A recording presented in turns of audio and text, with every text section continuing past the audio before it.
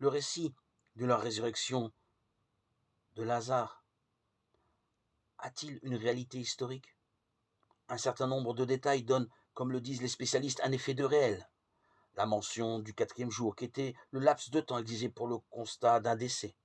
La pierre du tombeau, que l'on enlève l'entourage en visite de condoléances chez Marthe et Marie. On pourrait y ajouter les bandelettes et le suaire, si ceci ne donnait pas une image parallèle mais renversée de ce que l'on va trouver dans le tombeau de Jésus. Par ailleurs, bien que la seule source de ce récit soit l'évangile de Jean, les autres textes en confirment au moins les circonstances. Marc signale le passage de Jésus à Béthanie vers la fin de sa vie.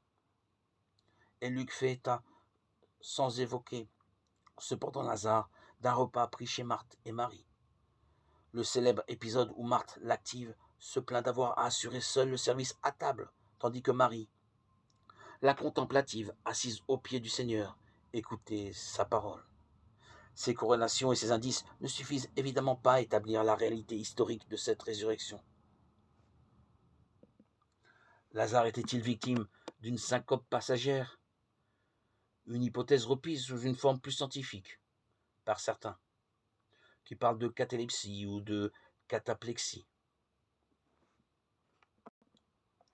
On est par moments tenté de supposer que la famille de Béthanie, les deux sœurs de Lazare, tomba dans quelques excès de zèle. Pour aider Jésus dans sa mission, elle aurait inventé ce coup publicitaire. Une résurrection due leur paraître ce qu'il y avait de plus convaincant. On peut supposer que Marthe et Marie s'en ouvriraient à Jésus. Voilà beaucoup de suppositions qui incitent à s'interroger sur le succès que reporta un tel livre auprès d'esprits qui se voulaient rationnels et scientifiques, voulant expliquer le miracle de Lazare.